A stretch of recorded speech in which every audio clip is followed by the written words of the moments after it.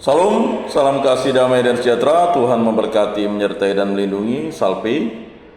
Berjumpa kembali dengan kegiatan bimbingan penyuluhan dan katekese kita pada hari ini. Mari kita memulai kegiatan bimbingan penyuluhan dan katekese kita dengan berdoa.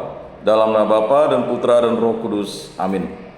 Allah Tritunggal Yang Maha Kudus, kami bersyukur atas hari baru yang Kau berikan kepada kami. Kami bersyukur atas karunia agung Paskah yang Engkau berikan kepada kami. Engkau menjadikan kami putra-putrimu, menjadikan kami murid-murid Yesus Kristus, menjadikan kami kenisa Roh Kudus, menjadikan kami ciptaan baru, dan menganugerahkan kami karunia keselamatan hidup kekal. Berilah kami iman yang hidup, harapan yang kuat, dan cinta yang ikhlas. Semoga segala perkataan yang akan kami ucapkan pada hari ini dan dalam hidup kami, dan segala perbuatan kami menyenangkan hatimu. Bimbinglah kami dengan Roh-Mu agar kami semakin serupa dengan Yesus Kristus, Putra-Mu. Berkatilah keluarga kami dan semua orang yang kami jumpai dalam hidup kami dan pada hari ini. Semoga kami menunjukkan kebaikan seperti Engkau baik hati bagi semua orang. Kami akan berusaha menerima suka dan duka dengan hati yang tabah. Bimbinglah kami, tuntunlah kami dengan karya agung-Mu. Dengan bimbingan penyuluhan dan katekese ini, kami semakin menjadi pribadi yang sadar bahwa panggilan untuk hidup menjadi pengikut-Mu adalah menjadi saksi-saksi iman yang hidup. Semua orang ini kami serahkan dengan perantaraan Tuhan kami Yesus Kristus yang hidup dan meraja kini dan sepanjang segala masa. Amin. Dalam nama Bapa dan Putra dan Roh Kudus. Amin. Bapak-bapak, saudara-saudara yang terkasih, mari kita lanjutkan materi kita, yaitu sakramen-sakramen umumnya bagian 2. Aku percaya kepada pengampunan dosa. Sakramen yang pertama-tama ditunjukkan kepada pengampunan dosa yaitu permandian dan pengakuan, dan juga perminyakan suci. Sakramen-sakramen yang lain ditunjukkan kepada orang yang dosanya sudah diampuni. Namun karena manusia adalah tetap manusia yang berdosa, maka sakramen-sakramen itu juga tertuju kepada pengampunan dosa yang makin mendalam, penyesalan hati,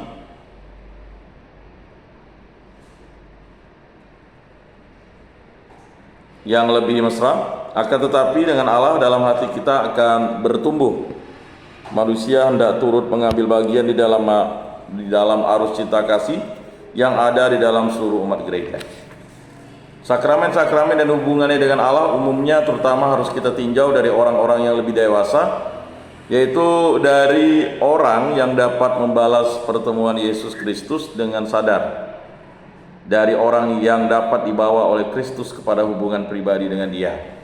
Maka kita wajib disadarkan melalui Yesus Kristus. Kita disadarkan bahwa kita adalah anugerah Allah, kita adalah orang-orang yang dipanggil, kita adalah orang-orang yang diutus. Sebab itu sakramen yang diterima oleh seorang dewasa yang dalam keadaan tidak sadar tidak menerimanya dengan sah, kecuali ia lebih dahulu menyatakan kehendak untuk menerima sakramen itu. Jadi misalnya ada orang yang mau dibaptis, dia pernah menyatakan dirinya rindu dibaptis, tetapi dia dalam masa katekumen, lalu dia sakit, tidak sadarkan diri, dia boleh dibaptis. Tetapi kalau dia tidak pernah menyatakan dirinya ingin menjadi pengikut Kristus, itu tidak bisa dibaptis karena memang dia tidak sadar akan Yesus Kristus sebagai Tuhan dan Juru Selamat. Nah, itu perbedaannya. Jadi kita tidak boleh memaksakan baptisan itu kepada orang yang tidak sadar dan dia tidak pernah menyatakan dirinya ingin menjadi pengikut Kristus. Nah, itu harus dipahami.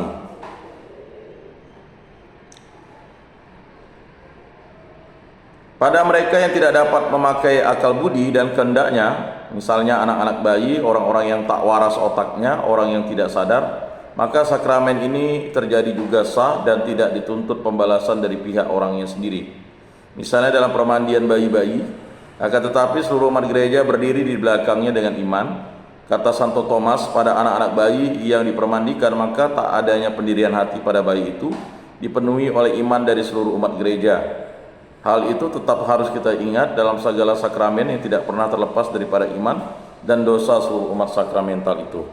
Jadi tanggung jawab bagi anak-anak bayi yang dibaptis itu adalah yang terletak pada tanggung jawab iman orang tuanya, iman keluarganya, dan juga iman orang-orang lingkungannya dan orang-orang gerejanya.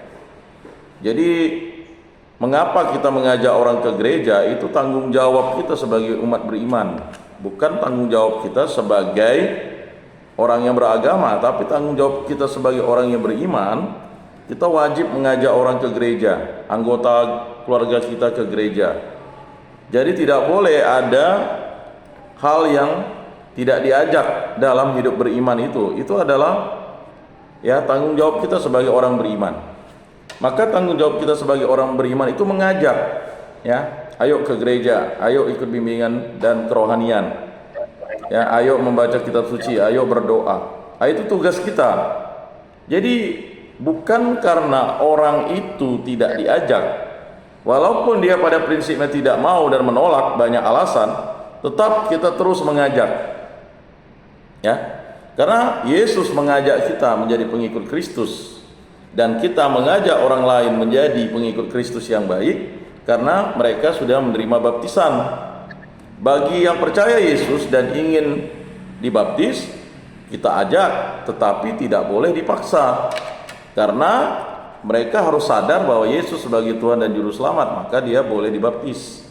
Maka dalam gereja Katolik itu, orang itu tidak serta-merta ketika dia ingin menjadi pengikut Kristus, dia langsung dibaptis, tidak. Harus ada kesadaran dan tanggung jawab penuh terhadap pribadi yang dewasa itu untuk bertanggung jawab akan dirinya bahwa dia memilih Yesus Kristus, bukan karena dia yang memilih, tetapi karena Yesuslah yang memilih. Dia menjawab, tetapi kalau dia tidak menjawab berarti dia tidak mau dipilih oleh Yesus. Maka anugerah kehendak Allah yang terjadi dalam dirinya itu harus disadarkan terlebih dahulu dengan berbagai macam pertemuan pembelajaran. Di gereja Katolik itu harus ada 60 kali pertemuan, baru nanti setelah dia dilihat bahwa dia itu sudah layak dan cakap, maka ada calon katekumen, ada yang namanya katekumen. Setelah itu baru calon baptisan, kemudian baptisan baru. Setelah baptisan baru, dia harus menjadi pengikut Kristus yang setia, taat. Maka ada mistagogi, yaitu pelajaran atau pertemuan-pertemuan tambahan bergabung dengan komunitas doa, komunitas iman yang merawat imannya sebagai pribadi yang bertanggung jawab. Jadi iman itu harus dirawat. Maka kalau ada percaya dan ada iman, orang itu bisa dibaptis. Tetapi kalau dia tidak percaya dan tidak beriman, dia tidak bisa dibaptis. Mengapa? Karena dia tidak percaya. Jadi tidak bisa mengajak orang menjadi pengikut Kristus kalau dia tidak percaya. Maka apa yang dilakukan Yesus ketika menyembuhkan, contohnya seseorang yang lumpuh di dekat kolam Bethesda, karena dia mau sembuh, dia percaya. Kamu mau sembuh, ada keyakinan, keinginan dia sembuh. Di situ ada iman di dalam dirinya karena sudah 38 tahun. Dia percaya akan kuasa Allah. Ketika kolam Bethesda itu bergerak-gerak, maka dia ingin menuju ke kolam itu. Kepercayaan dia akan mujizat yang dilakukan Allah melalui perantaran malaikat Allah itu merupakan suatu kepercayaan. Nah, kepercayaan itu diyakinkan dengan iman. Iman akan kesembuhan, bahwa Allah bisa menyembuhkan dia. Maka ketika Yesus bertanya, "Kamu mau sembuh?" "Ya." Lalu Yesus katakan, "Angkatlah tilammu," "Bangunlah, angkatlah tilammu dan berjalanlah." Dia belum kenal Yesus sebenarnya. Maka ketika dia ditanyai orang, "Bagaimana kamu bisa sembuh?" "Orang yang menyuruh saya mengangkat tilam, menyuruh saya bangun, mengangkat tilam dan berjalanlah, itulah yang menyembuhkan saya." Jadi dia cari-cari, ketika dia lihat Yesus itu mengajar di bait Allah, itu dia orangnya. Nah, setelah itu ya, para orang-orang pemuka Yahudi itu ingin menangkap Yesus karena menyembuhkan orang pada hari Sabat. Tetapi setelah itu ya, dia menemui Yesus, Yesus berjumpa dengan dia dan dia tahu bahwa itu adalah Yesus. Nah, maka Yesus katakan ya, kalau kamu tidak taat dan tidak setia, atau kalau kamu melakukan dosa lagi, keadaanmu akan lebih buruk. Jadi Bapak-bapak, pertanyaan-pertanyaan tentang diri kita, mengapa kita sudah dibaptis, lalu kita berbuat dosa, berbuat jahat, itu kita menjadi buruk keadaan kita. Itu tadi. Jika seseorang sudah dilepaskan setannya, jadi orang itu kan dibersihkan nih rumahnya. Jadi rumah kita ini kan adalah kenisa Roh Kudus. Jadi kalau seseorang itu dilepaskan dari satu setan, ya, lalu bersihlah rumahnya itu, lalu akhirnya setan itu mengembara ke padang gurun, lalu mengajak lagi 7 setan yang lebih kuat untuk merusak keyakinan iman orang itu maksudnya yang Yesus katakan. Jadi dia akan mengajak lagi setan itu, ya, yang 7 kali lebih kuat dari dia. Artinya 7 setan itu dia ajak, jadi 8. Dan keadaan orang itu makin bertambah buruk. Jadi hati-hati Bapak-bapak, jika kita sudah disucikan, dibersihkan oleh Yesus Kristus, lalu kita berbuat dosa, lalu tidak setia, tidak taat, ya, kebersihan diri kita itu tidak kita jaga dan tidak kita rawat oleh ya pikiran, perkataan dan perbuatan kita, beserta kita lalai untuk setia kepada Yesus, akibatnya keadaan kita menjadi lebih buruk. Nah itu ya Bapak-bapak. Jadi mungkin kesadaran Bapak-bapak itu harus dibangun sekarang. Mengapa sih saya terjerembab dalam tempat ini? Saya rajin berdoa, tetapi saya rajin berjudi. Kontradiktif. Saya rajin berdoa, rajin ke gereja, tetapi saya selingkuh. Dosa mortal. Ya. Ingat Bapak-bapak, orang yang dalam keadaan mati, lalu dia masih melakukan dosa mortal, dia tidak akan bisa berjumpa dengan Allah. Jadi, menurut pandangan Kristiani atau pandangan iman Katolik, seseorang yang melakukan dosa mortal dan tidak bertobat pada saat mati, dia tidak akan berjumpa dengan Allah. Jadi, neraka itu adalah terpisah dari Allah, sedangkan surga itu bersama dengan Allah. Maka hati-hati bagi bapak-bapak, saudara-saudara yang memiliki dosa mortal, lalu tidak mengakui dosa itu.